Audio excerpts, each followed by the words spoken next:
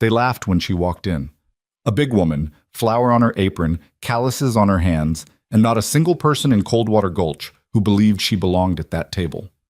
But when Clementine Hale slammed her knife into the wood and said, "If my size offends you, sir, don't taste my food," the whole room went quiet. What happened next would shake this frontier town to its bones. A corrupt judge, a stolen railroad contract, a mountain trading post that powerful men would do anything to destroy, and one woman who refused to disappear. If you've ever been underestimated, this story is for you. Hit that like button, drop your city in the comments, and let's see how far this story travels. Now stay with me, because it starts here. The fire under the iron pot had been burning since 4 in the morning. Clementine Hale knew this because she had lit it herself, in the dark, with her fingers still stiff from the cold that crept through the gaps in the canvas walls of her cook tent. She had done it every morning for the past 2 years, out here on the edge of what most people called civilization and what she had come to think of as simply the work. Strike the flint, nurse the flame, get the water moving before the men started showing up hungry and mean.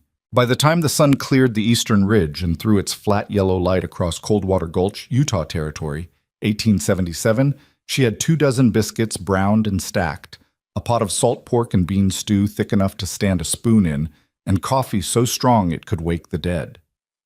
The first man through the flap was a trapper named Dooley, who smelled like he hadn't washed since the previous winter. He dropped a coin on her makeshift counter without looking at her. "The usual," he said. "Sit down, Dooley." He sat. She brought him a bowl and a biscuit on a tin plate, and he ate without ceremony, hunched over the table like a man trying to put a wall between himself and the rest of the world. 3 miners came in behind him, then a pair of cattle drovers who'd been pushing a small herd up from the south and were hollow-eyed with fatigue. Then a traveling merchant who complained about the wind, the road, the price of everything, and the state of the territory in general, until Clementine set a bowl in front of him and he stopped talking and just ate. This was her life. This had been her life since the house burned down. Not literally, though sometimes she thought the literal version might have been kinder. But her mother, Iris Hale, had run a boarding house in the town of Millhaven, 2 days' ride to the south. It had been a respectable operation. 4 rooms, 3 meals a day, clean linens changed weekly. Her mother had built it from almost nothing after Clementine's father died of a fever when Clementine was 11. And she had kept it running through drought, years, and hard winters, and the kind of slow-grinding poverty that a certain kind of woman simply refused to let break her. Clementine had grown up in that kitchen, learning that food was not just sustenance, but conversation, diplomacy, comfort. That a good meal could soften a difficult man and warm a cold room. That there was real power in knowing how to feed people well. When Iris died, quietly, in her sleep, on a Tuesday morning in the spring of 1875, she left the boarding house to Clementine. What she did not leave was any documentation solid enough to hold up in front of a man like Harlan Hale. Harlan was her mother's brother. He showed up 4 days after the burial with a piece of paper he claimed was a deed transfer, signed and notarized, giving him ownership of the property. Clementine had never seen the document before in her life. She tried arguing. She tried finding a lawyer, which in Millhaven meant a man who handled cattle disputes and water rights, and looked at her like she was wasting his time. She tried going to the local magistrate, who was a friend of Harlan's, and suggested, not unkindly, that she ought to accept the situation and find herself a husband. She was 26 years old, and she had just lost the only thing in the world that belonged to her. She left Millhaven with $60, her mother's cast-iron skillet, a wool coat, and the knowledge that she could cook better than anyone she had ever met. She rode north on a freight wagon, then followed the mining camps west, and eventually landed in Coldwater Gulch, which was not so much a town as a collection of rough structures clustered around a creek that actually did run cold, 12 months a year, and a general store that doubled as a post office and a place to buy whiskey. She set up a cook tent and started feeding people. It was not glamorous. It was hard work and long hours and perpetual uncertainty, and the men who ate her food were not always grateful and sometimes made comments about her size that they thought were funny. Clementine was a large woman, tall and broad-shouldered, heavy in the hips, with strong hands and a face that some would have called handsome if they'd been inclined to look carefully enough. Most were not so inclined. They saw a big woman cooking in a tent and formed their opinions quickly and saw no reason to revise them. She had learned to let it pass. Not because it didn't sting, but because she had decided, somewhere in those first weeks after leaving Millhaven, that she would not waste energy on people who had already decided what she was. She had work to do. About that. The notice appeared on the wall of the general store on a Wednesday morning in late September. Clementine read it twice while the storekeeper watched her from behind his counter with an expression she recognized as a particular kind of anticipatory amusement. The look of a man who expected something to be funny and was waiting to see if it would be. Territorial Cooking Competition. Coldwater Gulch, Utah, Territory. Saturday, the 6th of October, 1877. First prize, exclusive catering contract for the Northern Utah Railroad, expansion. Presiding. Judge, the Honorable Gideon Crow. Registration at the general store, the railroad contract. She had heard about it. Everyone in the territory had heard about it. The Northern Utah line was pushing west and north, and wherever a railroad went, there were hundreds of men who needed to be fed 3 times a day for months at a stretch. A catering contract of that size was not just money, it was stability. It was the kind of regular income that let you plan more than a week ahead, that let you build something permanent instead of always wondering if the next hard winter would finally finish you. She stood there reading the notice for what was probably too long because the storekeeper eventually said, "You thinking about entering, Clementine?" "Yes," she said. There was a pause. "Well," he said carefully, "it's open to anyone." The way he said it told her everything she needed to know about what he actually thought. She took the registration paper from him, filled in her name, and put $3 on the counter as the entry fee. The news moved through Coldwater Gulch the way news always moved through small places, fast and with embellishment. By Thursday evening, the prevailing opinion at the saloon was that Clementine Hale had entered the cooking competition as some kind of joke. A few people thought it was brave, most thought it was sad.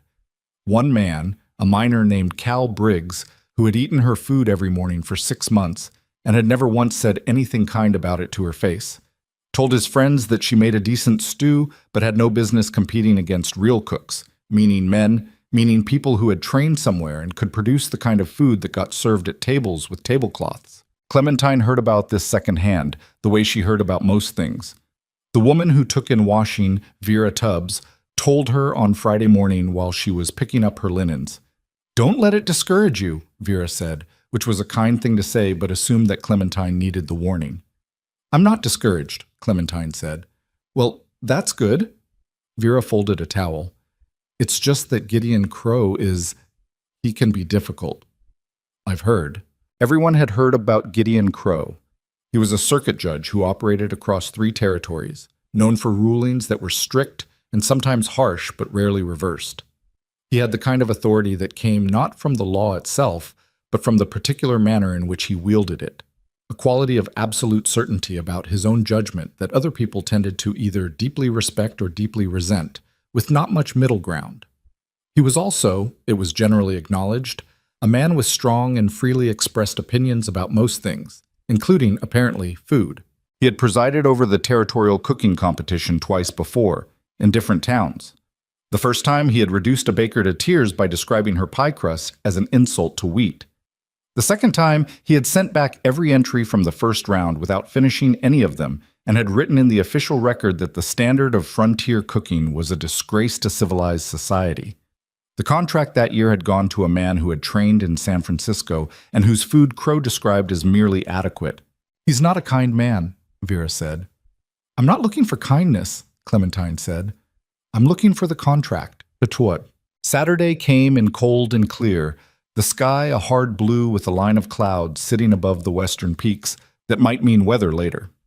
The competition was held in the open space behind the general store, where several long tables had been set up under a canvas awning.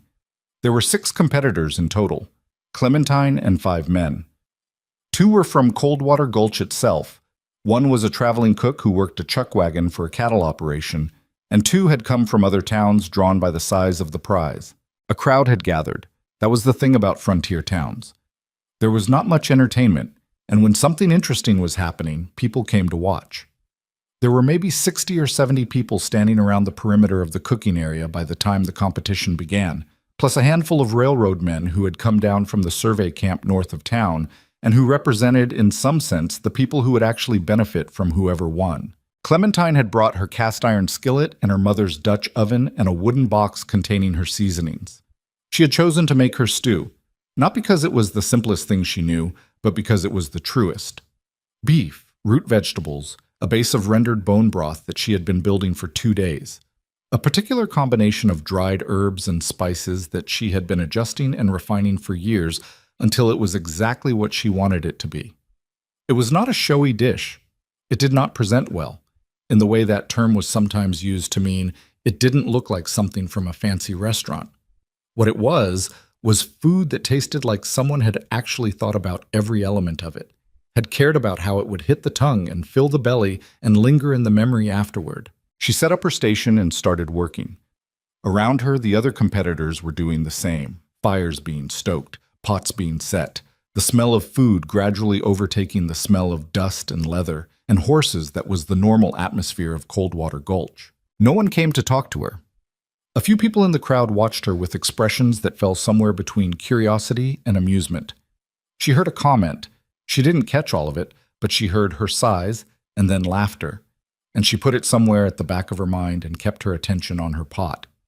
Gideon Crow arrived at 11 o'clock. He was not what she had expected, which was unusual because she had a fairly good record of people being exactly what she expected. He was tall, not quite as broad as she had imagined, with dark hair going silver at the temples, and a face that had clearly spent a great deal of time outdoors. He wore a black coat that was good quality, but not ostentatious, and he moved through the crowd with the particular kind of authority that doesn't require any announcement. People simply moved out of his way. He walked along the line of competitors with a man Clementine recognized as the railroad's regional manager, speaking quietly. His face was neutral. He glanced at each station with the expression of a man conducting an inspection rather than a judge at a friendly competition. When he reached her station, he stopped. He looked at her for a moment, not at her food, not at her equipment, but at her. It was the kind of look she had learned to read over the years, assessment, conclusion, dismissal, all in about 3 seconds. Then he looked at her pot. "That's a stew," he said. "Yes, sir." "The competition is for a railroad catering contract. You understand that means volume, consistency, feeding men who are working hard in difficult conditions?" "I understand that." "A stew is a simple choice. Simple isn't the same as inferior," she said. He looked at her again. Something shifted slightly in his expression, not softening exactly, but a minor recalibration. He turned to the railroad manager and said something she didn't catch, and then they moved on. Seats. The competition ran for 2 hours. Each entrant presented their dish to Crow, who tasted each one in turn at the long judging table at the front of the space. The crowd pressed in close for this part, which was the entertainment, watching the judge's face as he tasted, watching for the reactions that would signal what he thought. He was not gentle about it.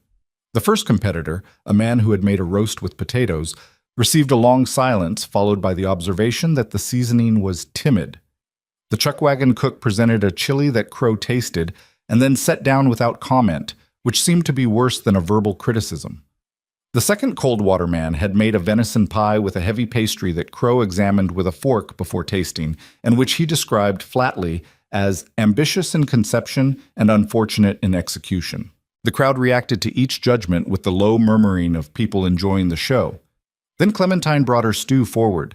She set the bowl in front of him. Proper portion. Broth, a deep reddish brown from the bones, and the small addition of dried tomato she'd found at the general store. The vegetables cooked to the point of yielding but not dissolving. The beef in pieces substantial enough to require real chewing.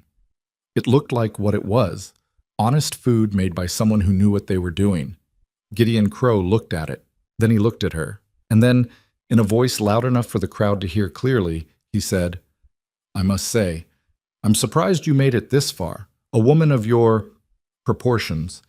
I'd have expected something rather more indulgent, something made for comfort rather than quality." The crowd reacted.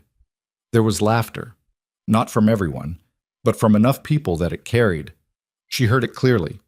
She felt it, the way she always felt it, in the chest, in the jaw. She had 2 choices in that moment. She had always had 2 choices every time it happened. She could absorb it, and carry on and let the food speak for itself, which was the safe thing, the quiet thing, the thing that would generate no further problems and no further attention. Or she could say what she was actually thinking. She was very tired of the safe thing. She reached out and picked up her knife from the board she'd carried forward with the bowl. She turned it in her hand once, then she set it down on the judging table. Not gently, not aggressively, but with a deliberate weight, a solid sound, a full stop. "If my size offends you, sir," she said, "then don't taste my food." The crowd went quiet. Not the gradual dying down of murmuring, but an actual sudden silence. The kind that happens when something unexpected occurs and everyone collectively holds their breath. Gideon Crow went still. He looked at her for a long moment. There was something happening behind his eyes. She couldn't read all of it, but she could read some of it. Surprise, recalculation, a quick assessment of the situation he had created and the woman who had just responded to it in a way he had clearly not anticipated. The railroad manager, standing slightly to his right, looked uncomfortable. "Well," said Crow, after a pause that felt much longer than it probably was. His voice was different now, more careful. "That remains to be seen." He picked up the spoon. He tasted the stew. He did not say anything immediately. He took a second taste, smaller, and held it. His expression did not become warm. That was not a thing this man's face appeared to do easily. But something in it changed. The set of his jaw shifted. He looked down at the bowl, then back at her. He set the spoon down. "Where did you learn to cook?" he asked. His voice was quieter than before. "My mother's kitchen," she said. "Then 20 years of feeding whoever walked through the door." He nodded, almost to himself. He looked at the bowl again. Then he looked at the railroad manager, who was watching with an expression of cautious interest. Crow did not say anything else to her at that stage of the judging. He moved on to the remaining competitors, tasted their food, made his observations. Clementine packed up her station and waited. The deliberation took 40 minutes. Crow sat at the judging table with the railroad manager and 2 other men she didn't recognize and spoke in low voices while the crowd speculated and the competitors stood around in various configurations of hope and anxiety. Clementine stood by herself near the edge of the awning, watching the creek run over the rocks at the bottom of the slope. It was cold enough now that her breath showed. The clouds from the west had moved in closer. She thought about her cooked tent and the pot of biscuit dough she had left sitting back there, which she would need to deal with before it overproofed, whether she won this thing or not. Life did not pause for dramatic moments. Vera Tubbs appeared at her elbow. "He's been looking over here twice," Vera said quietly. "Who has?" "Crow, the judge." Clementine didn't look. "All right. That's probably a good sign. Or he's deciding how to phrase his objection to giving the prize to a woman." Vera was quiet for a moment. "Is that what you think will happen?" "I think I made the best food on that table," Clementine said. "Whether that's what determines the outcome is a different question." She believed both things simultaneously, that her food deserved to win, and that deserving something had never been, in her experience, a reliable guarantee of receiving it. Holtz. Crow stood up from the table. He walked to the front of the space and waited while the crowd settled.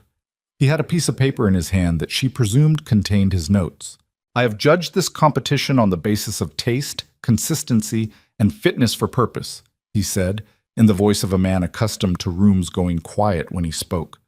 "The winning entry must demonstrate not merely competence but genuine quality, the ability to produce food that sustains and satisfies under demanding conditions. 6 competitors presented dishes today. Most demonstrated adequate skill. 1 demonstrated something beyond that." He paused. "The prize goes to Clementine Hale." The crowd's reaction was not what she would have called enthusiastic. There was applause, real applause, not mocking, from a portion of the people present, including, she noticed, the railroad workers who had come down from the survey camp. There was also a general stirring of surprise, and she heard at least 2 separate conversations beginning around her that had the quality of people who had just had an expectation violated. The other competitors received the news with varying degrees of grace. The chuckwagon cook gave her a nod that seemed genuine. The man with the roast looked at the ground.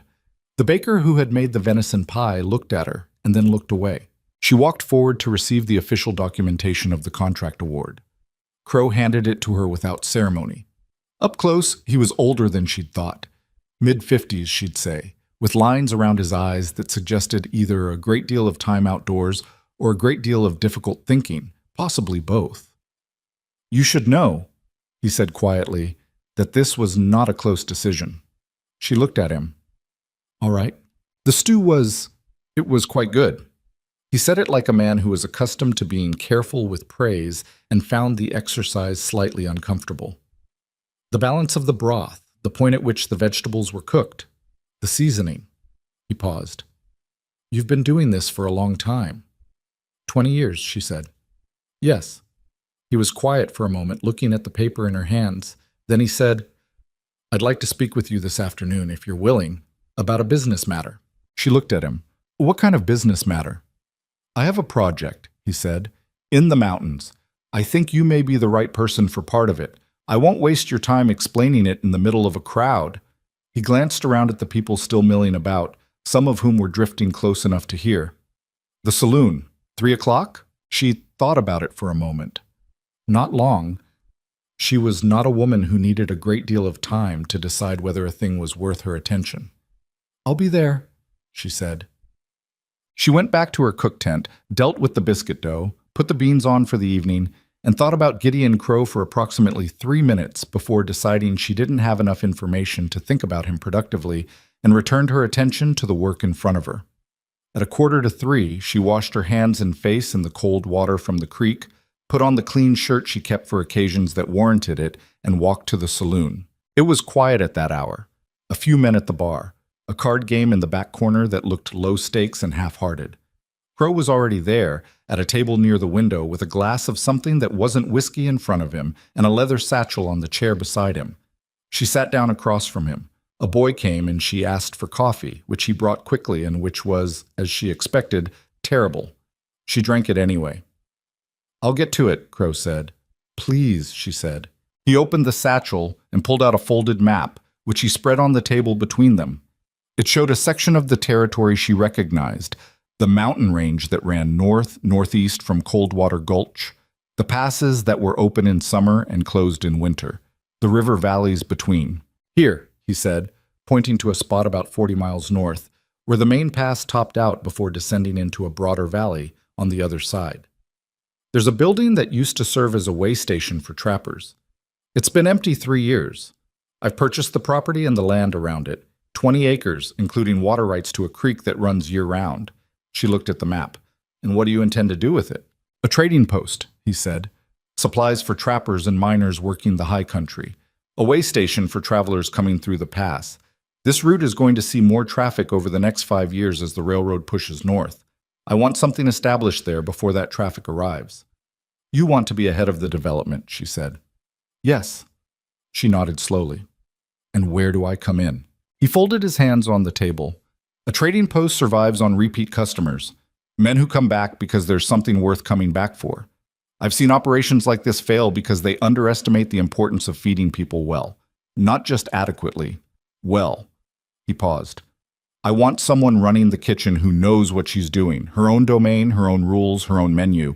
I handle the trade goods and the legal arrangements. You handle the food." She was quiet for a moment, looking at the map. "You're offering me a partnership. A working arrangement.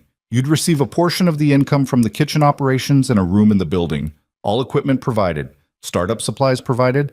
If the post is successful in its first year, we discuss a more formal arrangement." "What percentage?" He named a number. She looked at him. "That's not a partnership," she said. "That's wages with a better name." Something that might have been a smile moved briefly across his face. "What would you consider fair?" 40% of kitchen revenue. And I have final say over everything that comes out of that kitchen. What gets made, what gets served, what gets charged. He was quiet for a moment. She could see him running numbers in his head or possibly running something else. An assessment of her, of the negotiation, of what this moment said about the kind of working relationship they would have. 35%, he said. And your say over the kitchen is absolute. She thought about it. 35% of a successful mountain trading post was not a number to dismiss. It was not the railroad contract she'd just won, which was its own thing, its own set of obligations and logistics that she was already thinking through. But it was something permanent, something built into the ground. I'll want to see the property first, she said. Of course. And I'll want it in writing. All of it. The percentage, the terms, the fact that my say over the kitchen is absolute. I'm a judge, he said. I know how to write a contract. I've had a contract fail me before, she said. I'd like this one to be solid. He looked at her for a moment, a look that she couldn't entirely read, but that had something in it that was different from the way he'd looked at her during the competition. Not warmer, exactly, but more level, like he was seeing something he hadn't expected to see. I'll have it written by Monday, he said. She nodded and picked up her terrible coffee. I'll come see the property on Sunday. If it's what you've described, we have a deal. She rode up to the pass on Sunday with a borrowed horse and the directions Crow had given her, and the property was exactly what he had described and also not at all what she had imagined. The building was solid, low, long, built of stone and timber by someone who had understood that this altitude required something that could hold heat and resist wind and last through the particular violence of high country winters. It needed work. The chimney required repointing, 2 windows were broken, and something had gotten into the storage room and made a considerable mess. The kitchen area was essentially a large fireplace and some stone shelving and a table, which was to say it was a beginning and not much more. But the creek ran exactly where the map said it ran, cold and clear and fast over gray rocks. And from the door of the building, looking south, you could see the pass dropping away below you, and beyond it, the broad brown distances of the lower territory.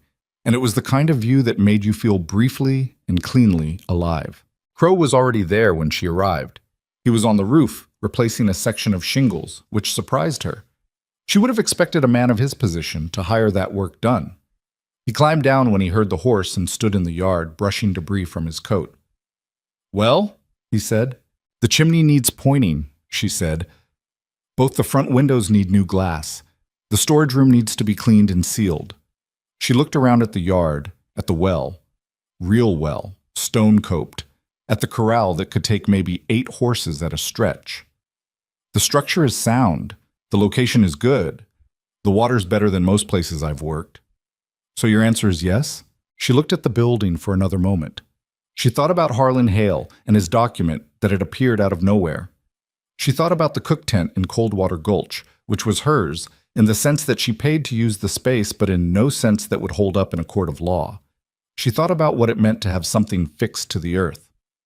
My answer is yes, she said. Contingent on the contract. Contingent on the contract, he agreed. They shook hands. His grip was firm and brief and businesslike, and she appreciated that about it. No performance, no condescension, just the simple physical confirmation of an agreement between 2 people who both intended to keep it. She was still, in some corner of her mind, waiting for the catch. There was always a catch. But she had learned, in 20 years of working in places where people underestimated her, that sometimes you had to act on the information in front of you rather than the worst-case scenario in your head. She would watch. She would keep her eyes open. And she would cook. The mountains spread out in every direction around the way station, cold and immense, and entirely indifferent to what 2 people had just agreed to in their shadow. The wind came through the pass and pushed her hair across her face, and she reached up and tucked it back, and started mentally rearranging the kitchen. There was work to be done. The contract arrived on Monday, as promised. Crow had written it himself. She could tell from the handwriting, which was precise and slightly compressed, the hand of a man who had spent a great deal of his life putting words on paper that other people were obligated to take seriously. She read it 3 times at the table in her cook tent, once quickly for the overall shape of it, and twice more slowly for the places where language could be made to mean something other than what it appeared to mean. She had learned this particular skill the hard way, courtesy of Harlan Hale, and a document that had cost her everything. The contract was solid. The percentage was there, 35, written out in both numerals and words. The clause about kitchen authority was unambiguous. All decisions regarding food preparation, menu, pricing, and service within the kitchen area of the trading post shall rest solely with Clementine Hale. She read that sentence 4 times, then she signed it. She told Dooley and the regular miners that morning that she was closing the tent at the end of the month. Dooley looked at her like she had announced the death of someone he knew. "Where are you going?" he asked. "North," she said. "Up through the pass. That's mountain country up there." "I know what it is." He looked down at his bowl. Who's going to feed us? She almost said something sharp. Instead, she refilled his coffee and said, someone will figure it out, which was the kindest answer she had. The first 2 weeks at the way station, she had started calling it the post in her head, though it didn't have a name yet, were the hardest work she had done since the first winter in Coldwater Gulch. The chimney was repointed by a mason crow brought up from the valley, a quiet man named Arlen who worked fast and charged fairly and didn't make conversation unless she started it, which she appreciated. The windows got their glass.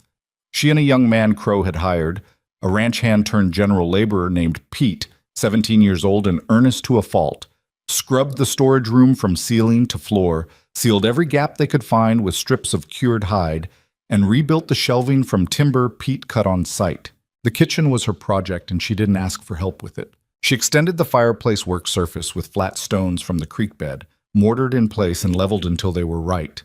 She built a second hanging rack for pots from iron hooks she'd brought from Coldwater Gulch, and timber cut to fit the ceiling beams.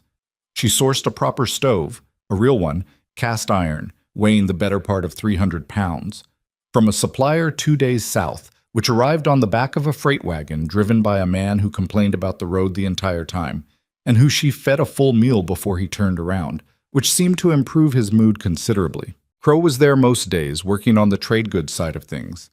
He was building shelving in the main room for dry goods and tools and trapping supplies. He was also in negotiation with a couple of regular trappers who worked the high country and who he was trying to convince to use the post as a base of operations, to store their supplies there, to trade their pelts through him rather than making the long trip south to the valley towns. They developed a working rhythm without discussing it. He handled his side of the building, she handled hers. They ate dinner together most evenings because it was the practical thing to do, and because she cooked enough for two and throwing food away was not something she was capable of. The dinners were quiet at first, not uncomfortable. They were both people who could sit with silence, but careful, in the way that dinners between people who are still learning each other's shape tend to be. He ate without effusive comment, which she preferred to false enthusiasm. But she could read attention in the way a person ate, and Gideon Crow ate the way a man eats when he is actually present in the act, when he is tasting rather than just consuming. On the fourth evening, he put down his fork and said, "The beans. What's in the broth?" "Salt pork, dried sage, a small amount of apple cider vinegar at the end." He considered this. "The vinegar lifts the whole thing. Without it, beans taste flat no matter what else you put in." He nodded slowly, like she'd confirmed something he'd half suspected. "My mother put vinegar in things," he said. "I never knew why." It was the first personal thing he'd said to her since the competition. She filed it away and didn't make too much of it. "Ta." The post opened, informally, without ceremony, on a Tuesday in early November, when the first hard frost had turned the ground iron solid and the pass was still navigable, but only just. The first customers were 3 trappers who had heard about the place from one of the men Crow had been negotiating with. They came in cold and stiff, smelling of pine smoke and animal, and sat down at the 2 tables Clementine had set up in the corner of the main room that she designated as the eating area. She brought them venison stew and biscuits and coffee, and they ate without speaking for a solid 10 minutes. Then one of them, an older man with a gray beard and a scar running through his left eyebrow, set his bowl down and looked at her. "That's not camp food," he said. "No," she agreed. "That's—" He appeared to be searching for the right word. "That's real." "I know," she said. He looked at his 2 companions. One of them was already on his second biscuit. The third had pushed his bowl slightly away from him and was looking at it with an expression she'd seen before, on men who had been eating badly for a long time and were encountering something unexpectedly good. A kind of suspicious, almost reluctant pleasure. "What do you call this place?" the older trapper asked. She looked at Crow, who was behind the trade counter on the other side of the room. He looked back at her. "Hale's Post," she said. It came out before she'd fully decided to say it. Crow raised an eyebrow. She met his look and held it. He said nothing. The trapper nodded. "Hale's Post," he repeated, like he was committing it to memory. "All right then." Word moved through the high country the way it always had, by mouth, by trail, by the particular network of men who spent their winters alone and their brief social seasons in rapid exchange of information. By December, she was feeding a dozen men most days. By January, when the pass was at its most brutal and the cold came down off the peaks, like something with intent, she had regulars, real regulars. Men who planned their routes around stopping at the post. Men who would go 20 miles out of their way to end a hard day's travel with a bowl of something that tasted like it had been made by someone who gave a damn. The trade side of the business was growing too. Crow was methodical about it. He'd established supply lines for the goods most in demand in the high country, things like ammunition and salt and good rope and the particular grades of steel trap that the serious trappers needed. He had a head for logistics, she noticed. He could look at the shelves and tell you 3 weeks in advance when something was going to run short. What he did not have, it turned out, was a way with difficult people. This became clear in the second month when a trapper named Holt came in with a grievance about a trade he'd made the previous week, claimed he'd been given inferior quality salt that had ruined a batch of cured hides. He was a large man, Holt, with the kind of anger that had been sitting inside him for days, and had arrived at the post already at a full boil. Crow's response to the situation was measured, logical, and almost completely ineffective. He explained the salt's source, its grade, the conditions under which curing could fail independently of the salt's quality. All of this was probably accurate. None of it was what Holt needed to hear. Clementine came out of the kitchen with a mug of coffee, which she set in front of Holt without being asked. He looked at it, then at her. "Sit down," she said. Not unkindly, not weakly either. In the tone she'd developed over 20 years of managing difficult situations across a cook counter. He sat. Some of the pressure went out of his posture. "Tell me what happened," she said. "Start from the beginning." He told her. It was a longer story than the salt. The ruined hides were on top of a season that had already gone badly, trapping grounds yielding less than expected, weather coming in earlier than forecast, a debt he was carrying that made the loss of the hides not just frustrating, but genuinely serious. She listened without interrupting, which was harder than it sounded and which she had learned was more valuable than almost anything she could say.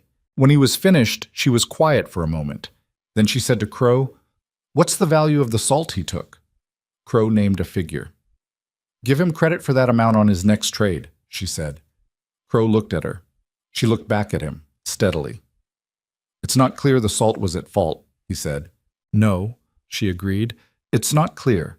But his season went badly, and he's carrying a debt, and he came here with a problem, and if we send him away without acknowledging the problem, he doesn't come back. And he tells 10 people why." She paused. "The credit costs us less than losing his trade."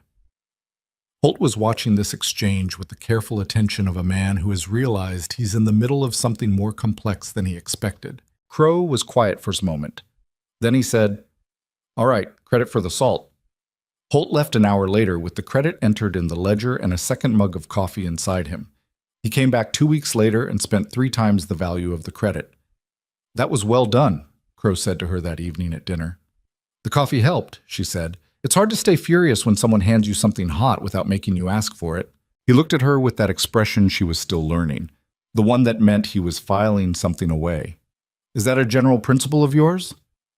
"People feel more like people when they're fed," she said.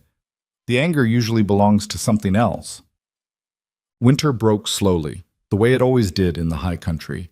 Not a sudden thaw, but a gradual relaxation, the cold retreating inch by inch, the creek losing its ice from the edges inward, the pass becoming navigable for longer stretches each day. With the improvement in the roads came an increase in traffic, and with the increase in traffic came a change in the character of who was stopping at the post. The trappers and miners were still there. But now there were also settlers, families in some cases, making their way north or west, looking for land or following a husband or a father or a brother towards some version of a future they couldn't quite picture yet. And there were survey crews because Crow had been right about the railroad. The expansion was moving north, and the men running the surveys were using the post as a base for their operations in the high country. The survey crews were fine. They ate a lot, paid promptly, and mostly kept to themselves. What they brought with them, without meaning to, was attention. One evening in early March, she was cleaning up after the dinner service when Crow came into the kitchen. He stood in the doorway for a moment, which was his way of announcing himself without actually announcing himself. "The survey foreman talked to me today," he said. She kept wiping down the stone surface. "About?" The railroad company has taken notice of the post. They're interested in a formal supply arrangement, feeding the survey crews and potentially the construction crews when the line reaches this section. She stopped wiping. That would be significant volume. Yes. On top of what we're already doing. Yes. He paused. I told him I'd need to discuss it with you. She looked at him. Before agreeing to it. Before agreeing to it, he confirmed. She turned that over for a moment. The fact that he'd said he'd need to discuss it with her as a statement to the railroad foreman, not as something said privately to her afterward as a courtesy. The distinction mattered. What are the terms they're proposing? She asked.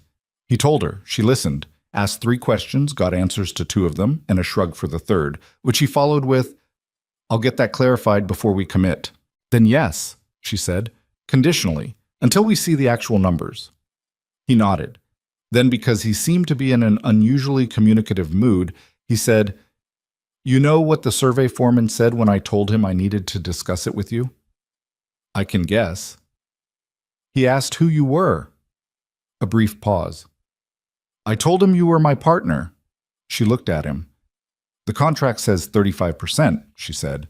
The contract says 35%, he agreed. The word partner is a description of the working arrangement, not a revision of the financial terms. I know what it is, she said. I'm just noting the difference. He almost smiled. It was the closest she had seen him come to it. Noted, he said. Spring arrived, and with it, the kind of trouble that good fortune tends to eventually attract. It started as rumors, the kind that arrive sideways through the mouths of people who claim they're only repeating what they heard. A trapper named Sellers came through in late March and lingered over his coffee longer than usual, and when the other customers had gone, he leaned across the counter and said quietly, You hear anything about the land situation up here? Clementine looked at him. What land situation? People talking, Sellers said.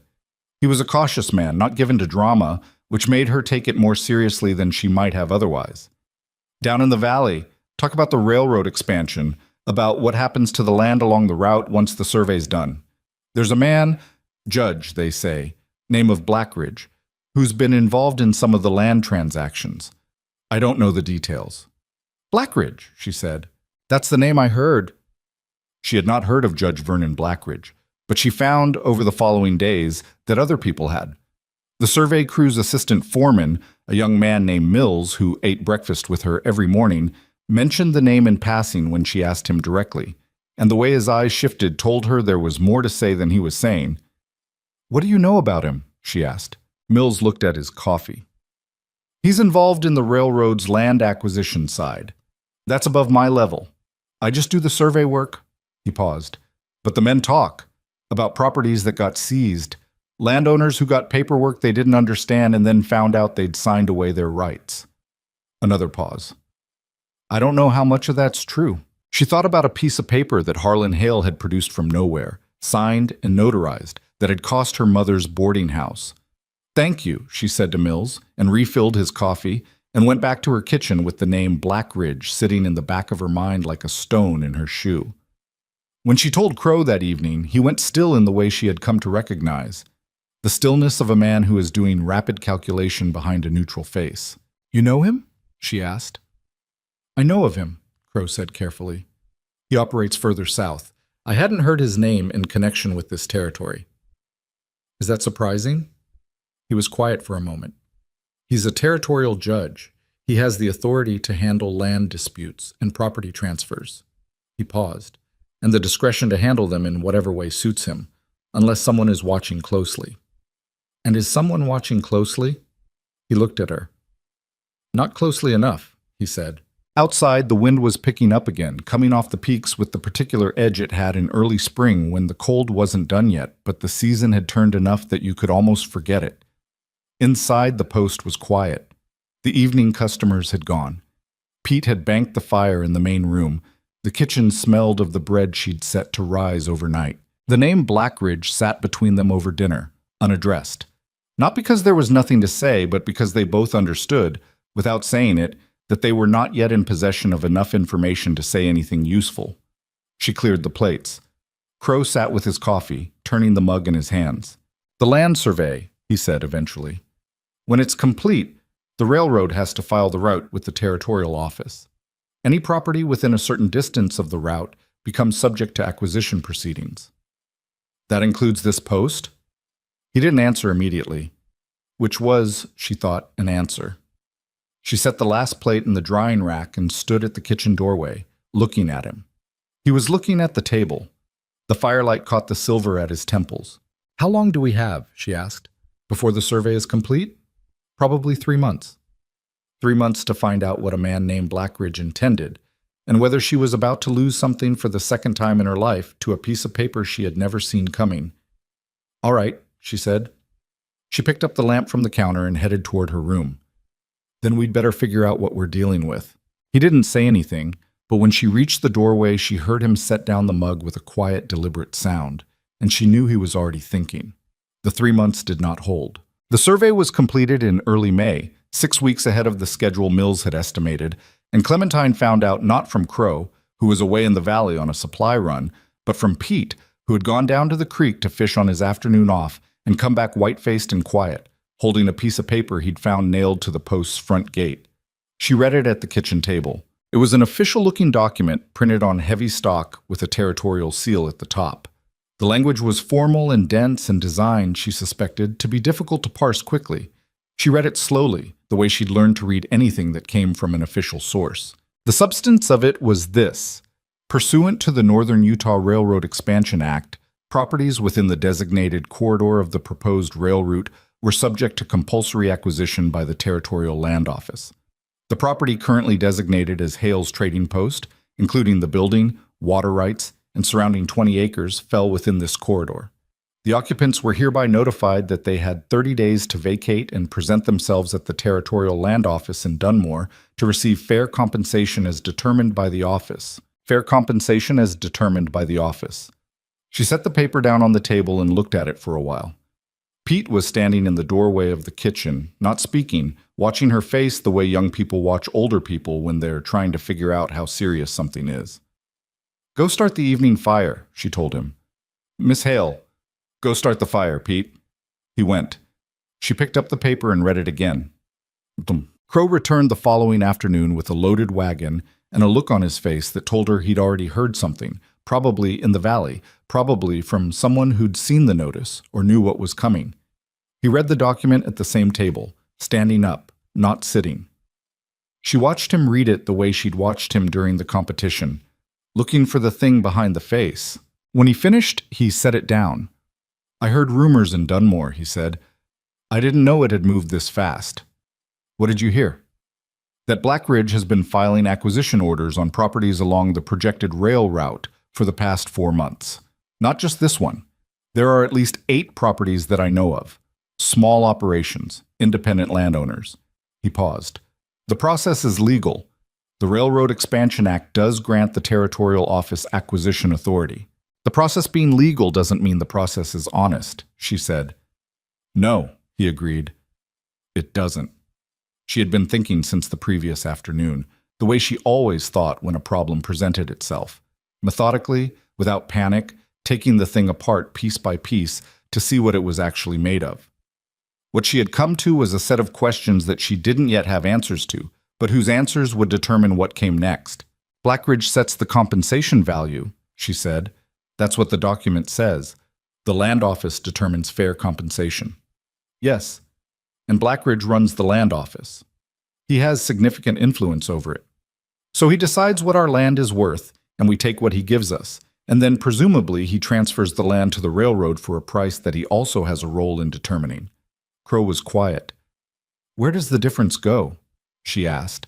He looked at her steadily. "Into pockets that are not the railroad's and not ours." She nodded. She had suspected this but wanted to hear him say it plainly. "How many people know this?" "People suspect it.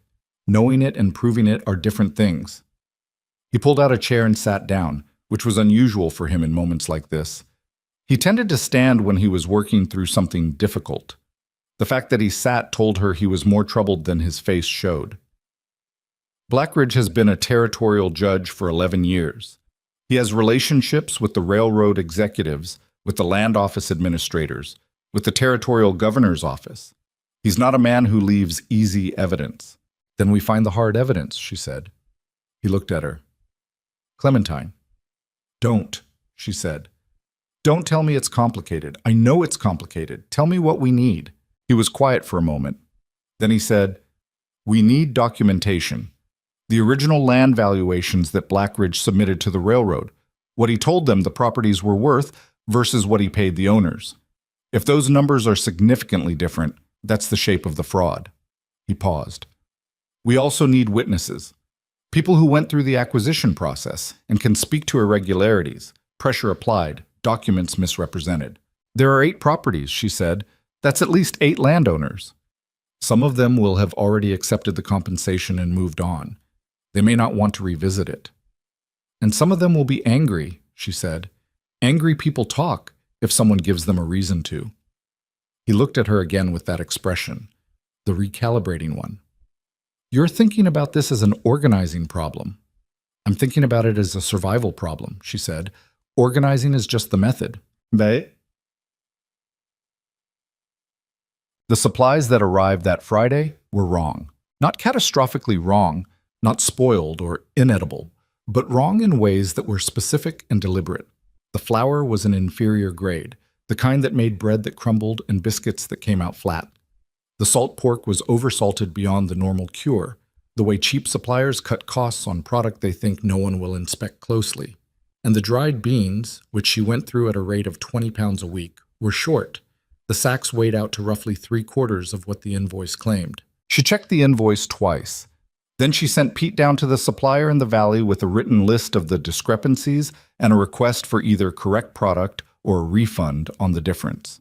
Pete came back 2 days later with a letter from the supplier that was polite and completely unhelpful, expressing regret for any confusion, assuring her that the product had been packed to standard, suggesting the discrepancy might be due to measurement error on her end. The following week, the delivery didn't come at all.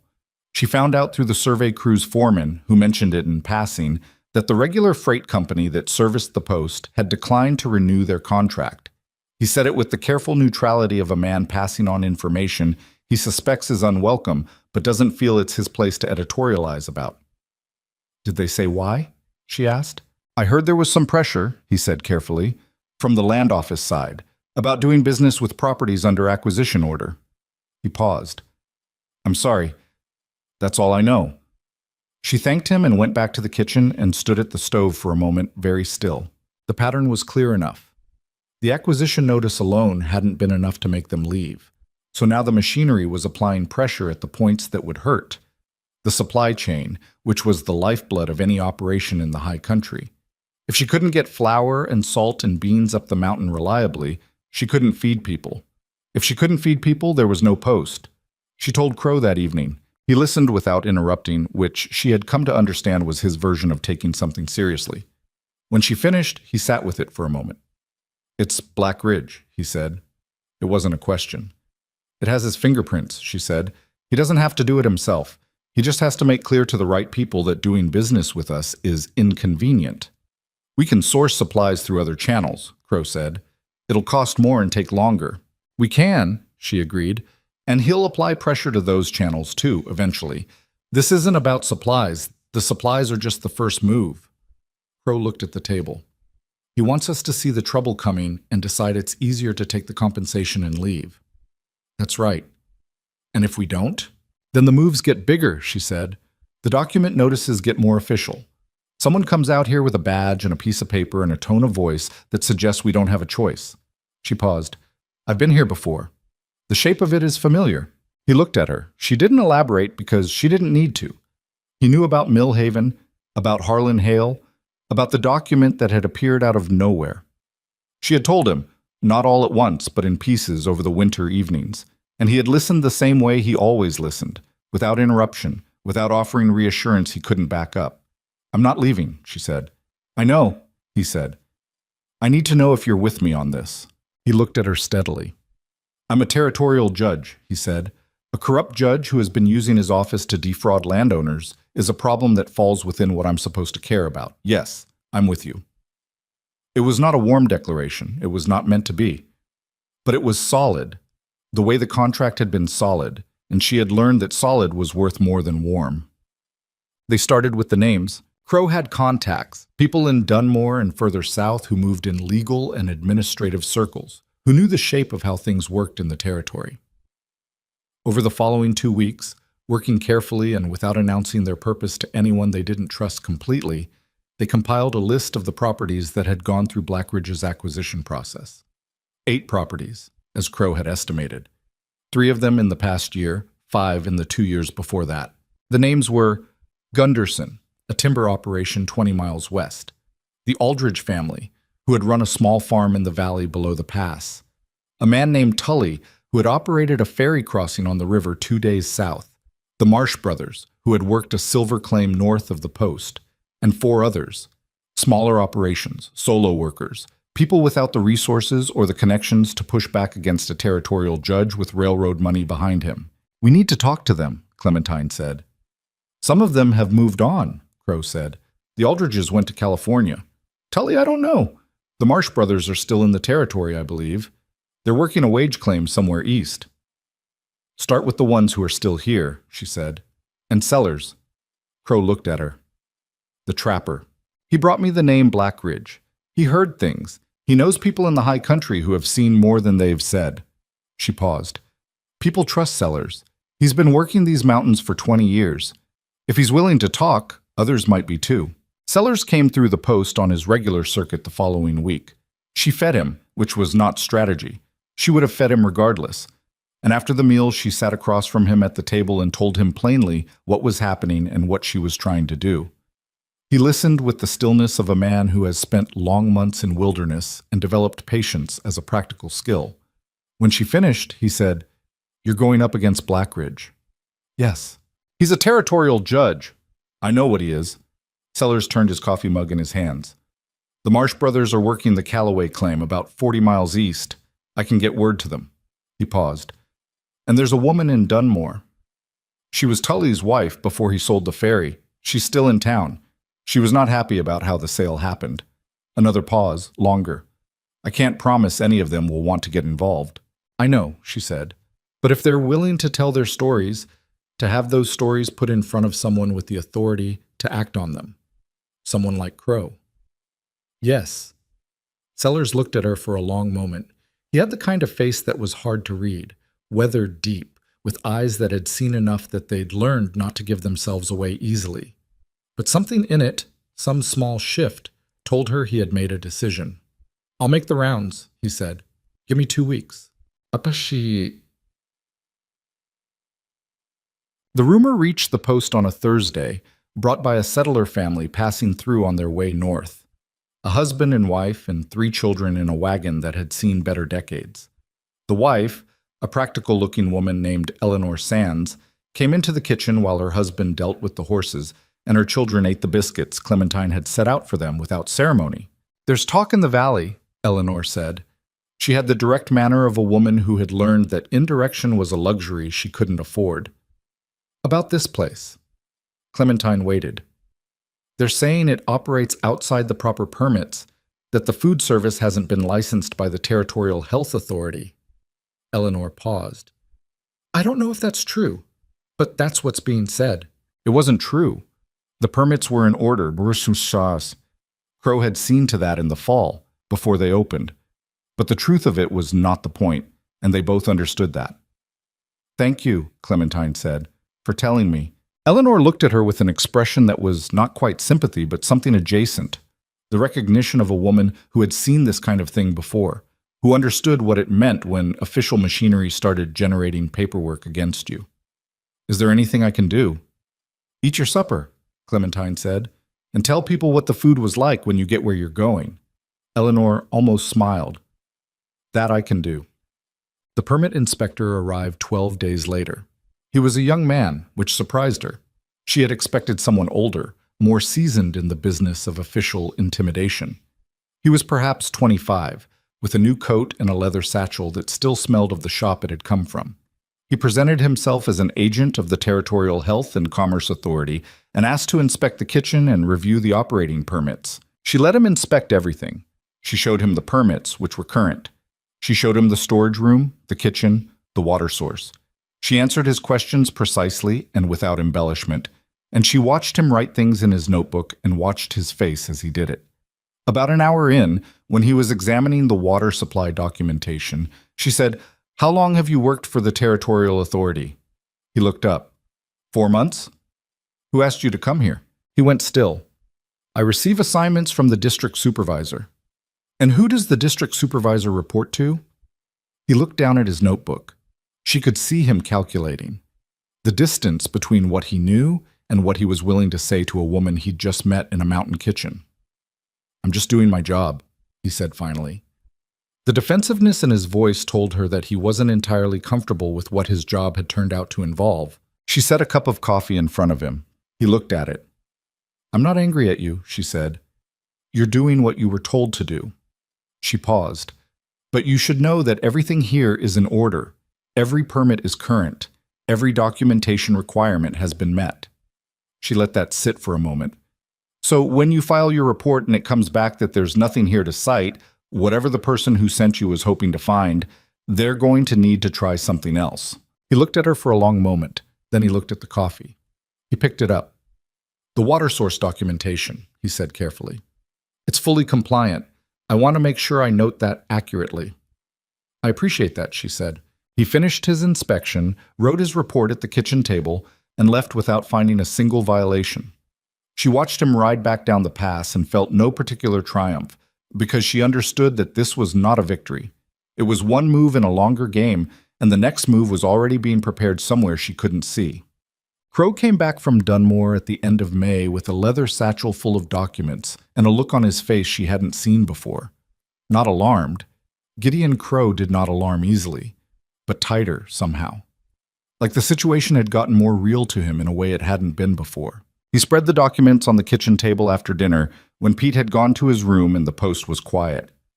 There were land transfer records, correspondence between the railroad's acquisition office and the territorial land office, and 2 sets of valuations, one that Blackridge had presented to the landowners as the official assessed value, and one that he had filed with the railroad as the acquisition cost. She looked at the numbers for a long time. "The difference on the Gunderson timber operation alone is over $3,000, she said. "Yes." He paid Gunderson $800 for a property he invoiced the railroad $2,000 for. That's what the documents show. "And nobody caught this?" Crow was quiet for a moment. "The railroad's regional office processes hundreds of acquisition transactions. They trust the territorial judge's valuations. There's no automatic mechanism for checking them against what the owners actually received." He paused. "Unless someone is specifically looking." "And now someone is specifically looking." "Yes." He gathered the papers carefully. "I have one more source to contact. A clerk in the land office who has been there long enough to know where things are filed that aren't meant to be found easily. If he's willing to produce what I think he has, we'll have enough to take this above Blackridge's level, to the Federal Circuit Court." "Will he do it?" "I don't know yet." Crow was quiet for a moment. "He's afraid. Blackridge is the man who hired him and can dismiss him. Those are not small things." "No," she agreed. "They're not." She looked at the papers in his hands, then out the window at the dark shapes of the mountains against the night sky. Somewhere out there, Sellers was riding his circuit, talking to the Marsh brothers and Tully's widow and anyone else who might have a story to add to the pile they were building. The pile was getting heavier. Whether it was heavy enough was still the question. "The 30 days in the notice expire in 9 days, she said. "I know." "And if we're still here when they expire?" He set the papers down. "Then Blackridge sends someone more official than a permit inspector." She stood up and started clearing the dinner plates, because the work was still there regardless of everything else, and movement helped her think. "Then we'd better not waste the 9 days, she said. He was still at the table when she finished in the kitchen and went to bed. Through the door, she could hear the occasional sound of papers being turned, the quiet scratch of his pen. She lay in the dark and listened to the wind work through the pass and thought about Harlan Hale's document and her mother's boarding house and the $60 and the cast iron skillet, and about how she was not 26 anymore and was not going to ride away on a freight wagon this time. She had built this. Stone and mortar and 2 years of 5 in the morning fires and 20 years before that of learning what it meant to feed people well. It was in the ground. It had her name on it. She was not leaving. The 9 days passed the way difficult time always passes. too fast in the moments when there was work to do, and with grinding slowness in the hours when there was nothing to do but wait and think. Sellers came back on the 7th day. He arrived at mid-morning on a horse that had been pushed hard, and he came alone, which told her something before he'd said a word.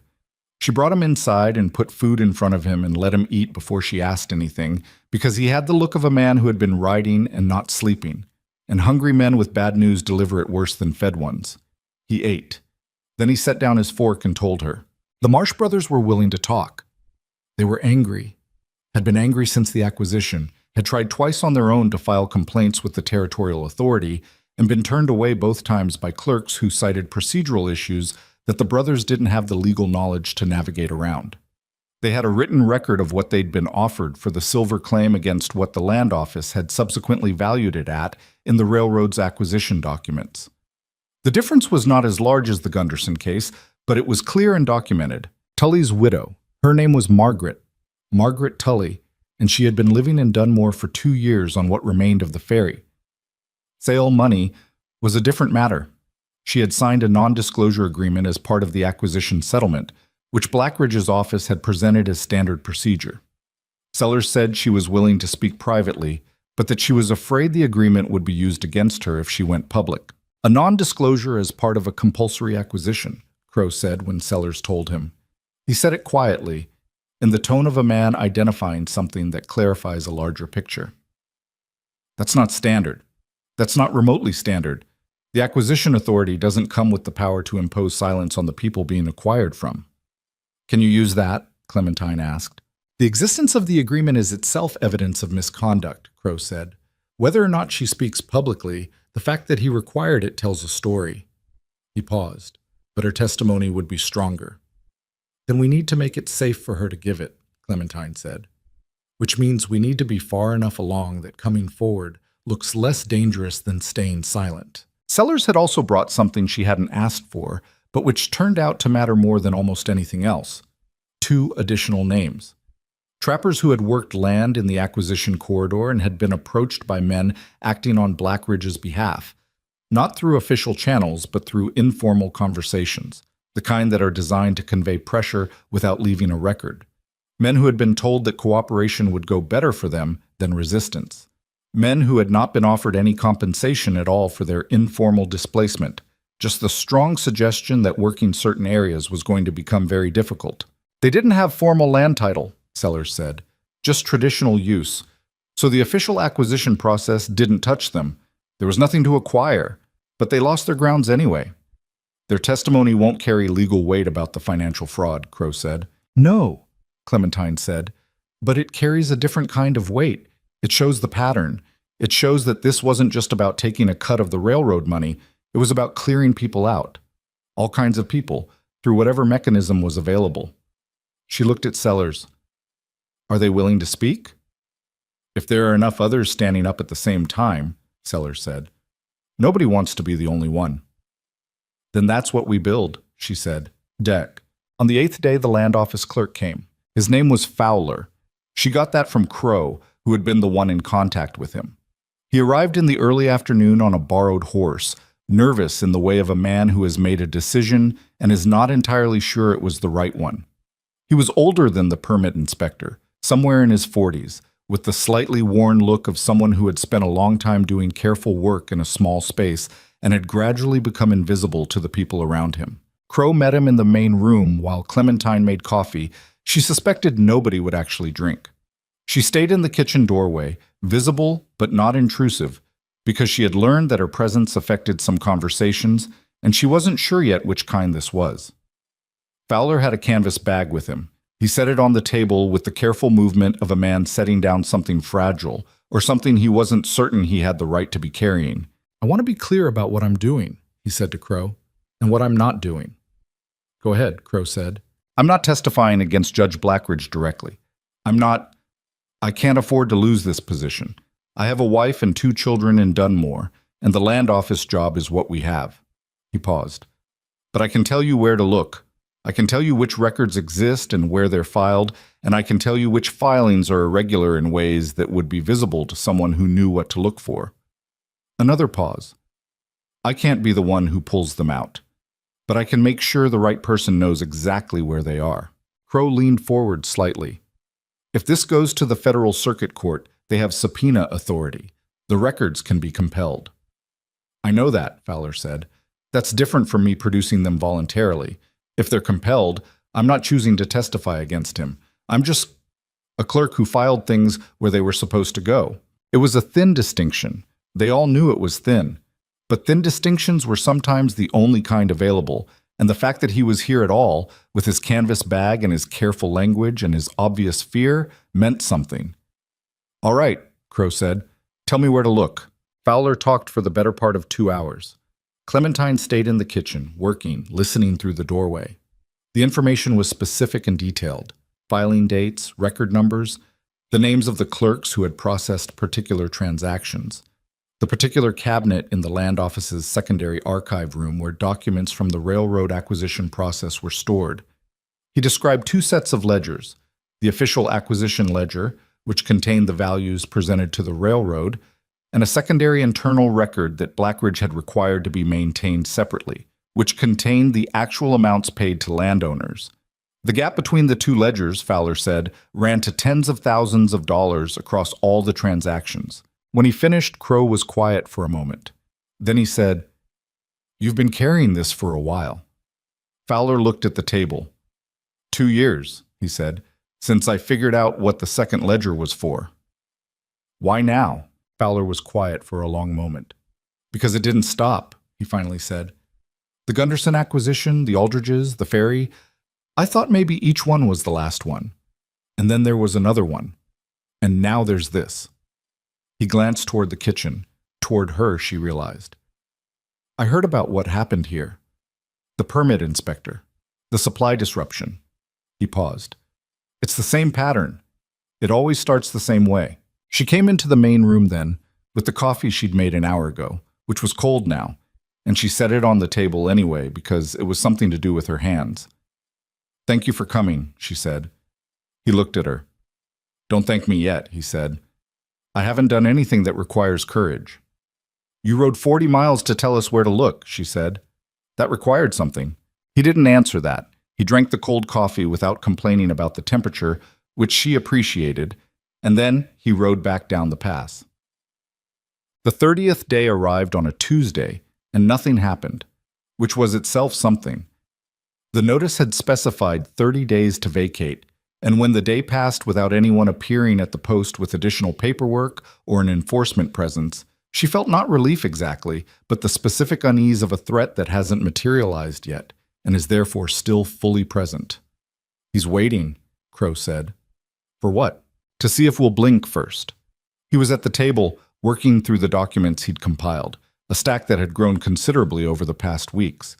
If we leave voluntarily, he doesn't need to escalate. The acquisition is clean, the compensation is paid on whatever terms he sets, and there's no fight. He paused. The fact that we're still here forces the next move onto him. He has to decide how official to make it. And the more official he makes it, she said, the more it looks like what it is. Which is why he's probably not in a hurry. He set down a paper. He has time. We're the ones losing income on disrupted supplies. The weather will start turning by August. It becomes harder to maintain the post as an ongoing operation. He may simply be waiting for the situation to wear us down. She understood the logic. She also understood, sitting with it, that logic was not going to be the thing that decided this.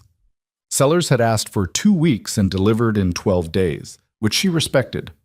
On the Thursday of the second week after Fowler's visit, people started arriving. Not all at once. That would have been too simple, and nothing about this was simple.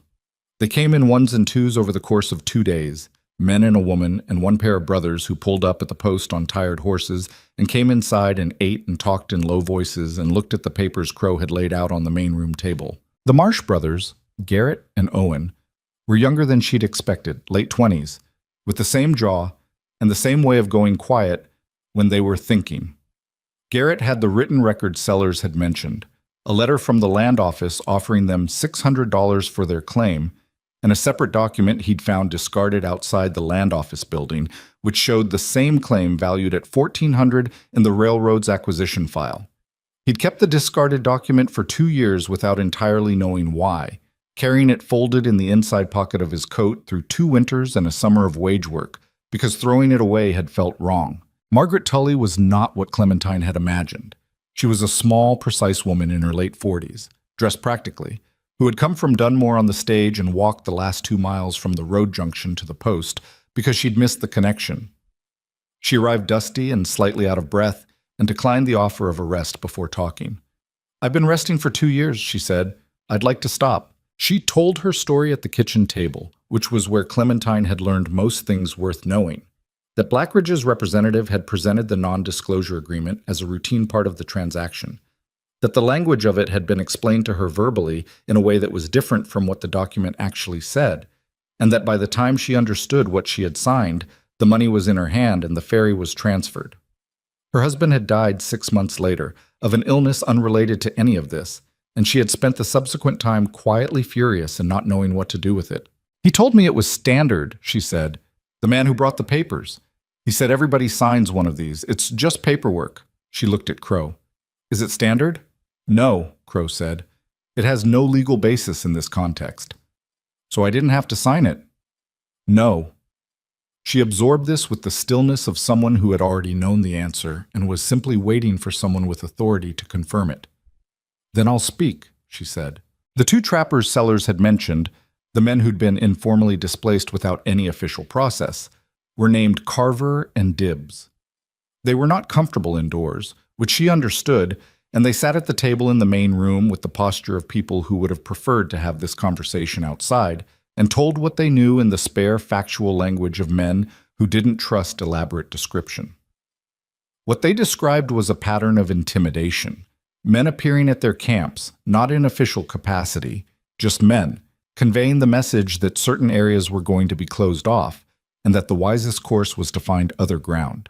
When Carver finished speaking, he looked at her and said, "What exactly is it you're trying to do here?" "Put everything in front of a federal circuit judge," she said.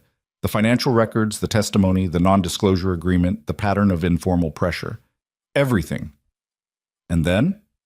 Then it becomes Blackridge's problem instead of ours." Carver considered this. "You think a federal judge is going to side with a bunch of trappers and a woman who runs a cook tent against a territorial judge?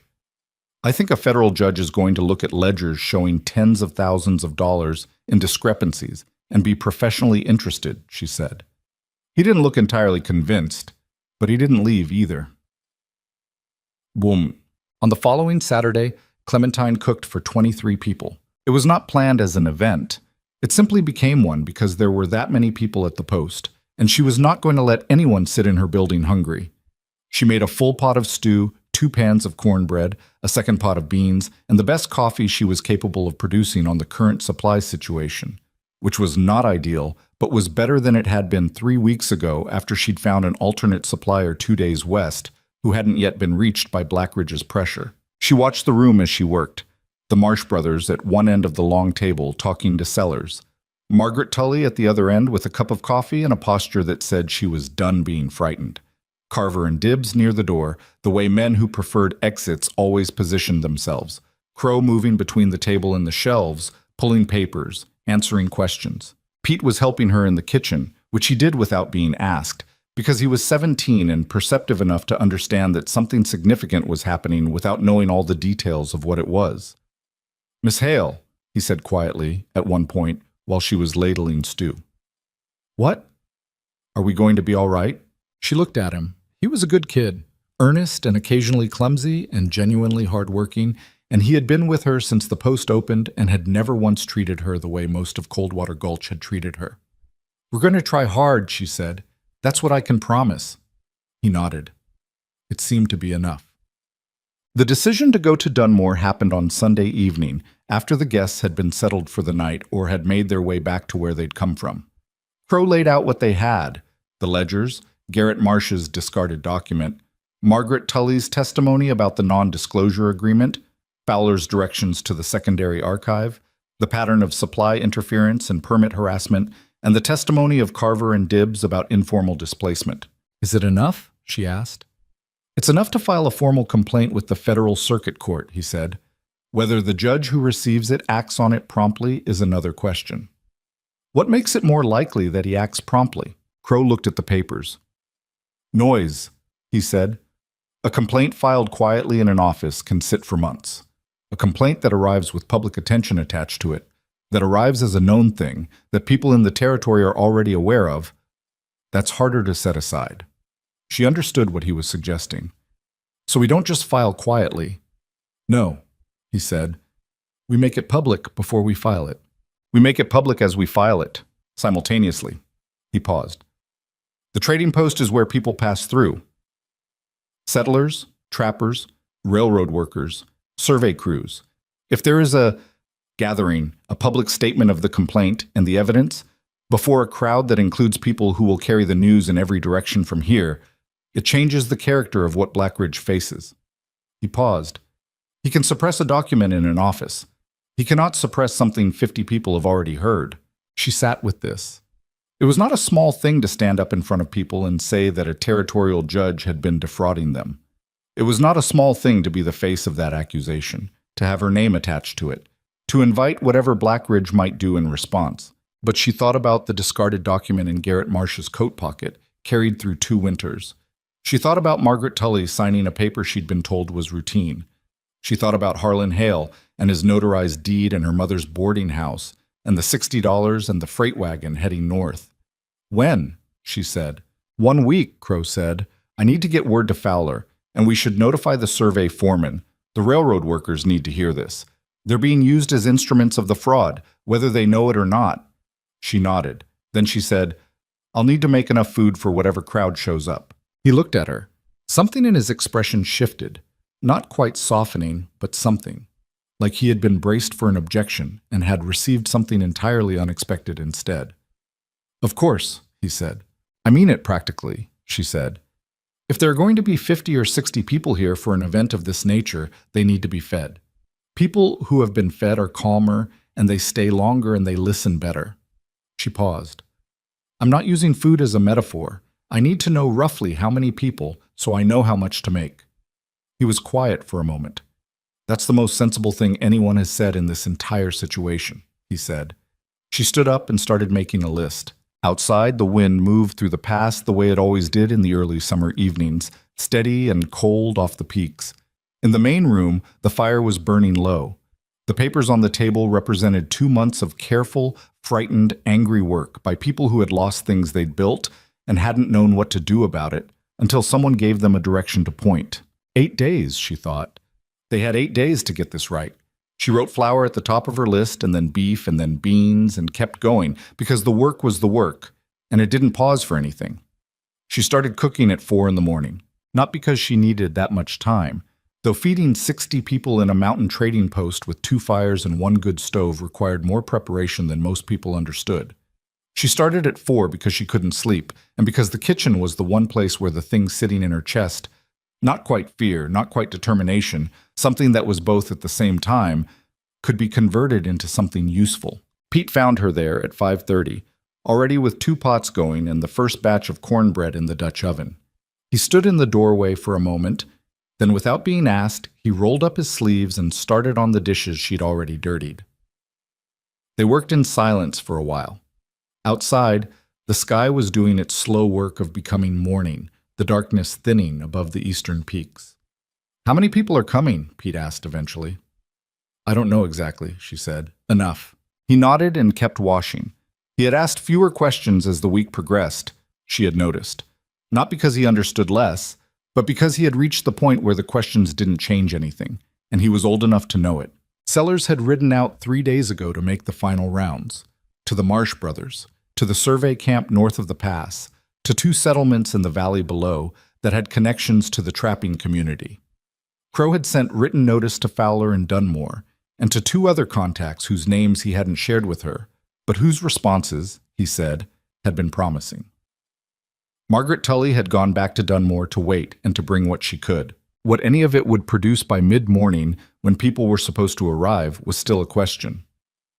Crow appeared in the kitchen doorway at 6, already dressed, carrying the leather satchel that had become a fixture of the past 2 months. He looked at what she was making and said, That's a lot of stew. It's going to be a long morning, she said. He poured himself coffee and stood at the doorway for a moment, watching her work. Fowler sent word yesterday evening, he said. He can't come himself, but he sent a letter, sealed and signed, describing what the secondary ledger contains and where it's filed. A sworn statement for what it's worth without him physically present. Is it worth enough? In combination with everything else? Yes. He paused. The Federal Circuit Court has also received, as of 2 days ago, a formal request for review filed by myself. That was the other thing I needed time for. I didn't mention it because I didn't want to name it until it was done. She looked at him. You filed it already? Yes. Without telling me. I told you the plan. The plan was to file simultaneously with the public gathering. He was quiet for a moment. I moved the filing forward because I was afraid something would happen to delay the gathering, weather or interference, and I wanted the federal process to be in motion regardless. He paused. I should have told you. She was quiet for a moment, turning that over. It was the right decision, she thought. Protecting the legal process from whatever might disrupt the event was sound. But she understood why he hadn't told her, and the reason wasn't entirely tactical. He had made the decision alone because making decisions alone was what he knew how to do, what he had been doing for a long time, and the habit was not going to dissolve in a few months of working partnership. Yes, she said, you should have. He nodded. She could see that he understood the distinction she was drawing. He didn't argue it, which told her he understood it fully.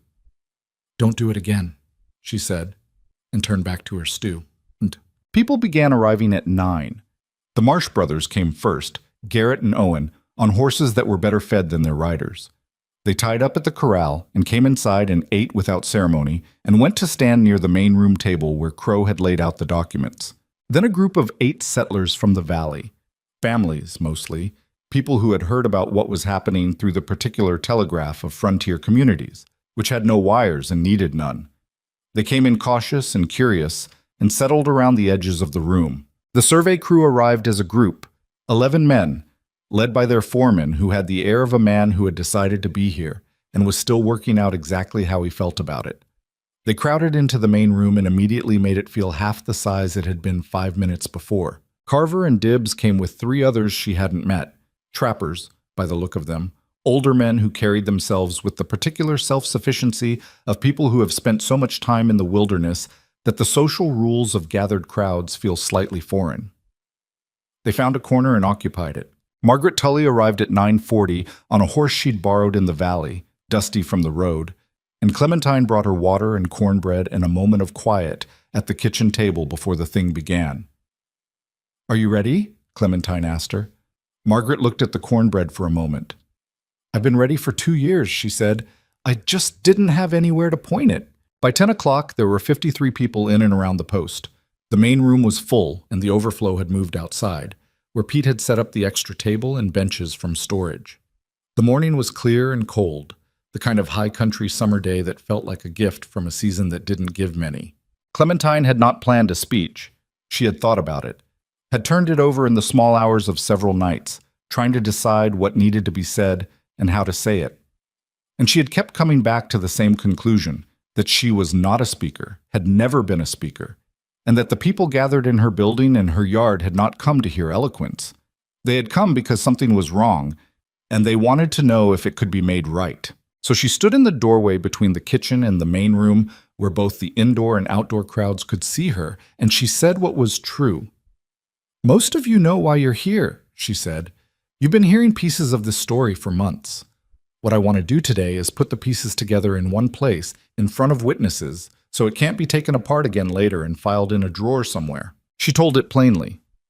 The acquisition notices, the discrepancy between what landowners had been paid and what the railroad had been invoiced, the pattern of supply interference and permit harassment, the non-disclosure agreement presented to Margaret Tully as routine procedure, the informal displacement of trappers through intimidation rather than legal process. She did not use the word corruption because she had thought about it and decided it was less powerful than the specific facts. Corruption was an abstract word. $1,400 valued at $600, carried in a coat pocket for 2 winters by a man who had built his claim with his own hands. That was not abstract. When she finished, Crow stepped forward and laid out the documents on the table. He spoke in the precise, unhurried language of a man who had spent his career in rooms where the weight of words was taken seriously. He explained what each document showed, where it had come from, and what it meant in terms of territorial and federal law. He read Fowler's sworn statement aloud, in full. The room was quiet in a way that rooms are when people are actually listening. Then Garrett Marsh spoke. He stood up from where he'd been sitting and held up his folded document, the one he'd been carrying for 2 years, and told the story of the silver claim in the flat, slightly halting way of a man who is not used to public speaking, but knows the facts of what happened to him and intends to be accurate about them. His brother Owen added 3 sentences at the end, the last of which was, "We tried twice to file a complaint and were told we had the wrong forms. There are no wrong forms. We know that now." Margaret Tully stood and spoke for 4 minutes without notes, in a clear voice that got steadier as she went. She described the transaction, the agreement she'd been told was routine, the difference between what she'd been told verbally and what the document said. She said, at the end, "I signed it because I trusted the process. I won't make that mistake again." Carver spoke, and then Dibbs, and then one of the older trappers who had not given his name to anyone but stood up anyway, and said 2 sentences about what had been said to him at his winter camp by men he'd never seen before and didn't see again, and then sat down. The survey foreman, who had been standing near the back wall with his arms crossed, and the expression of a man watching something he wasn't sure how to categorize, eventually stepped forward and said that he wanted to be on the record as stating that the survey crew had been engaged by the railroad in good faith and had not been informed of the nature of the acquisition process or the terms being applied to existing landowners. It was a careful statement, legally hedged, but it was public, and it was his name attached to it, and it mattered. But, nobody had sent word to Judge Blackridge about the gathering. There had been no reason to. It was a private event on private property, and giving him advance notice would have been nothing but an opportunity for interference. What nobody had anticipated was the man who arrived at 11:15. He was not Blackridge. He was a lawyer, the kind whose suit cost more than most people at the post earned in a month, riding a horse that was likewise beyond the standard of the territory, accompanied by 2 other men whose function was clearly not legal. He introduced himself as Harlan Voss, representing the Territorial Land Office in the matter of the acquisition order currently outstanding against this property. He stood in the yard and looked at the crowd assembled around him with the expression of a man who had expected to arrive at a nearly empty building and found something considerably different. "I'm here to serve a final notice of eviction," he said. He said it steadily, which she gave him credit for because there were 53 people looking at him, and the situation was not what he'd prepared for. "On whose authority?" Crow asked. He had come to stand beside her in the doorway, which was not a small thing. A territorial judge, publicly standing in the doorway of a contested property, was a visible fact. Judge Vernon Blackridge, acting director of the Territorial Land Acquisition Authority. "I see," Crow said. "And are you aware that a formal request for federal circuit court review of Judge Blackridge's acquisition activities in this territory has been filed and accepted?" Voss stilled. "I am not aware of that." "It was filed and accepted," Crow said, 3 days ago. "Under federal review, the property acquisitions in question, including this one, are subject to a stay of proceedings pending the court's determination." He paused. "That means the eviction notice you're holding is not enforceable while the federal review is active." The 2 men who had ridden with Voss exchanged a glance. Voss himself looked at the document in his hands, then at Crow, then at the crowd around him. It was, she thought, a particular kind of moment. The moment when a man realizes that the situation has been constructed around him by people who thought further ahead than he did, and that the construction is solid. She had seen it once before, in a much smaller way, when she had set her knife down on the judging table in Coldwater Gulch and said what she'd said. The same quality of recalculation in a face. "I'll need to verify that filing," Voss said carefully. "Of course," Crow said. He reached into the satchel and produced a document, the acceptance confirmation from the federal court clerk, which he had received by courier the previous afternoon and which he had not mentioned to her because he had been waiting for a moment like this one to produce it. She would address that later. "You can keep that copy," he said. Voss took it. He read it. The crowd watched him read it. He folded it and put it in his coat. "I'll convey this to Judge Blackridge," he said. "Please do," Crow said. And please convey also that 53 witnesses can attest to what has been discussed here today, and that sworn statements are in the process of being collected for submission to the federal court. If Judge Blackridge has any questions about the process, he is welcome to address them to the circuit court directly. Voss looked at him for a moment longer. Then he turned his horse around, and the two men with him turned their horses, and they rode back down the pass. The crowd was quiet for a long moment after the sound of the horses faded. Then Garrett Marsh, from somewhere near the back, said, "Is it done?" "Not entirely," Crow said. "The federal process takes time. There will be hearings. There may be appeals." He paused. "But the acquisition order on this property is stayed. We're not leaving today." The formal investigation took 4 months. The federal circuit court's appointed examiner arrived in Dunmore in September and spent 3 weeks reviewing documents, taking sworn testimony, and interviewing witnesses. Fowler, given the protection of a federal subpoena, produced the secondary ledger and everything that went with it. The Marsh brothers testified. Margaret Tully testified. The discrepancy between Blackridge's invoices to the railroad and the amounts actually paid to landowners was confirmed at just over $22,000 across 9 transactions spanning 3 years. Blackridge was removed from his position as director of the Territorial Land Acquisition Authority in October. The Territorial Governor's Office, which had been conducting its own quiet assessment since the federal filing became public knowledge, accepted his resignation from the judiciary by December. He did not face criminal prosecution, which was a fact she heard with a flatness in her chest that she recognized as the particular disappointment of someone who knows that justice and satisfaction are not always the same thing.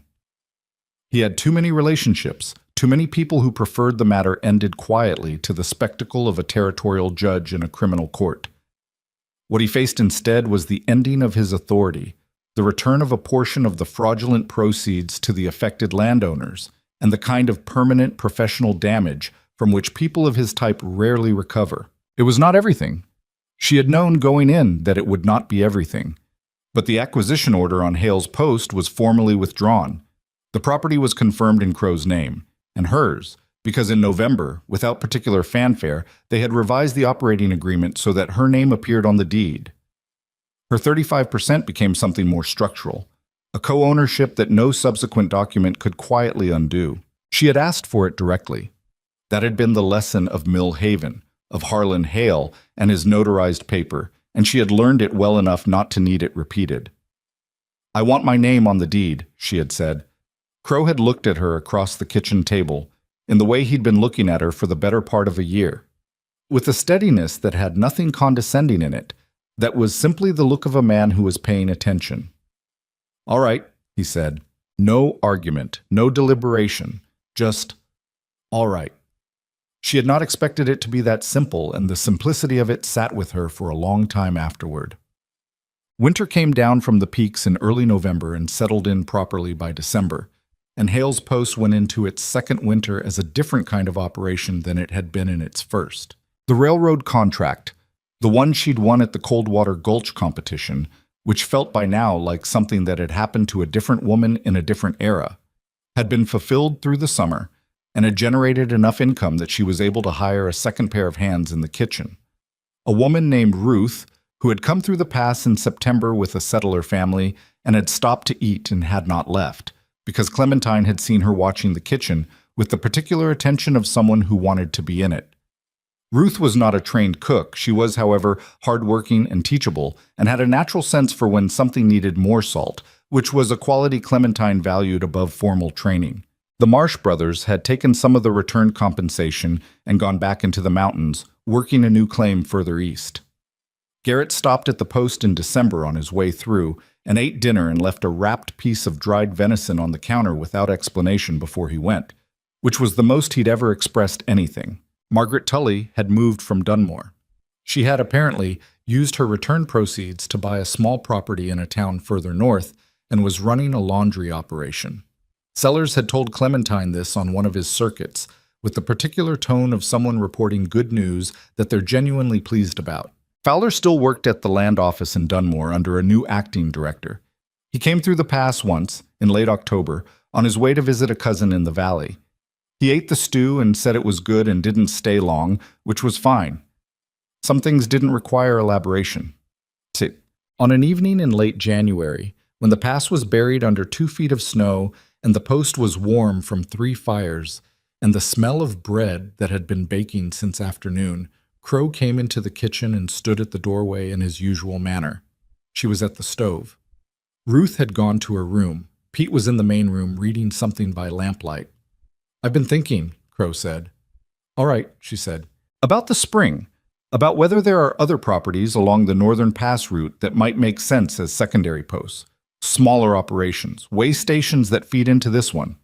He paused. "It would require capital, and it would require significant coordination." She turned to look at him. "You're describing an expansion." "Yes." "You're describing it to me as if you're waiting for permission." He was quiet for a moment. "I'm describing it to you as a partner," he said, "whose opinion matters to the decision." She had heard him say the word partner before, in passing, to the survey foreman, in the early days when it had felt like a courtesy more than a fact. This was different. She could hear the difference. She turned back to the stove and thought about it. She thought about the $60 and the cast iron skillet and the freight wagon heading north, and about the cook tent in Coldwater Gulch, and about the day she'd set her knife down on a judging table and said what she'd said to a man who'd expected her to absorb it quietly. She thought about the document with her name on the deed, folded in the box on the shelf in her room. There was something she had understood over the past year and a half that she hadn't been able to name clearly until recently. It was this, that she had spent 20 years being underestimated, and she had spent a great deal of energy being angry about it. And the anger was not wrong, but it had cost her something, a kind of forward attention that she'd been redirecting backward, toward the people who had dismissed her, instead of ahead, toward the thing she was building. The dismissal was real. What Blackridge had tried to do was real. What the crowd in Coldwater Gulch had done was real. What Harlan Hale had done was real. She was not going to pretend otherwise, was not going to smooth it over with the idea that it had somehow made her stronger, because that was the kind of thing people said to avoid sitting with the fact that some things are simply wrong and shouldn't happen. But the post existed. Her name was on the deed. Ruth was learning how to make biscuits that didn't fall apart, and Pete was growing into a young man who treated her with the kind of respect that had nothing apologetic in it, not compensating for something, just actual respect, because it was what she'd earned. The Marsh brothers came through and left dried venison. Margaret Tully had a property to her name for the first time in her life. 53 people had stood in a yard and listened, and then the man with the eviction notice had turned his horse around. None of it was perfect. None of it had been easy or clean or free of cost. The part about justice not being quite enough. She was still working on that, probably would be for a long time.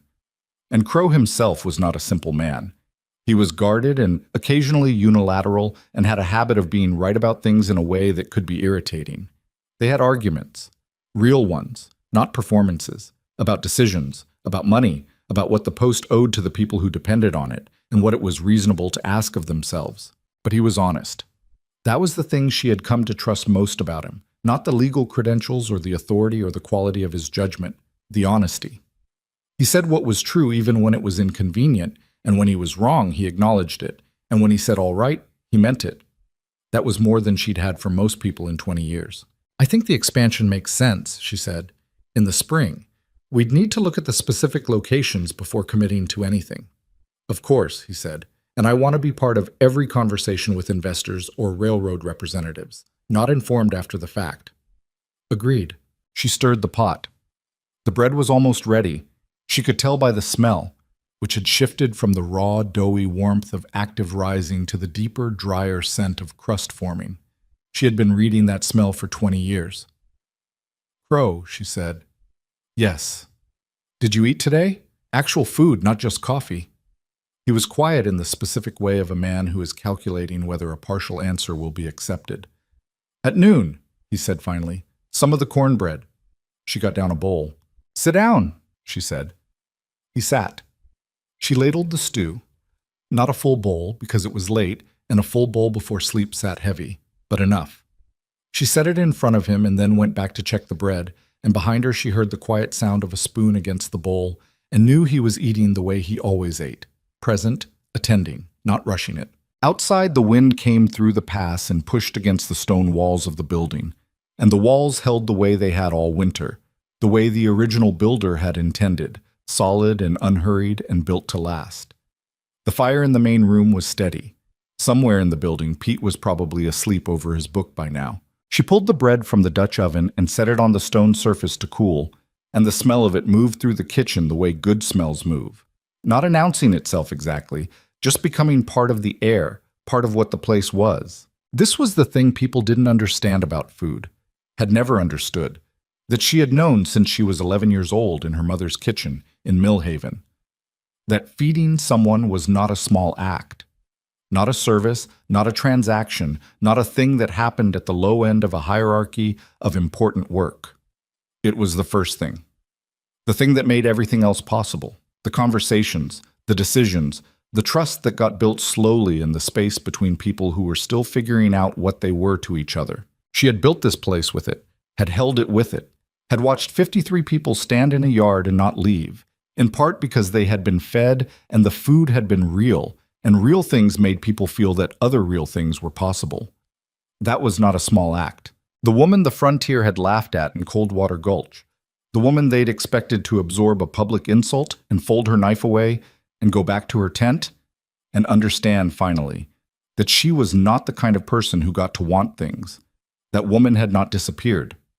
She was still here, in the same body, with the same memory of what it felt like to ride away on a freight wagon with $60 and a cast iron skillet. She didn't need anyone to tell her she had won something. She already knew, not because someone had given it to her, but because she had built it, stone by stone, and her name was on the deed, and the bread was done, and the fire was holding, and the man at her table was eating his stew. That was enough. More than enough. It was, in fact, everything.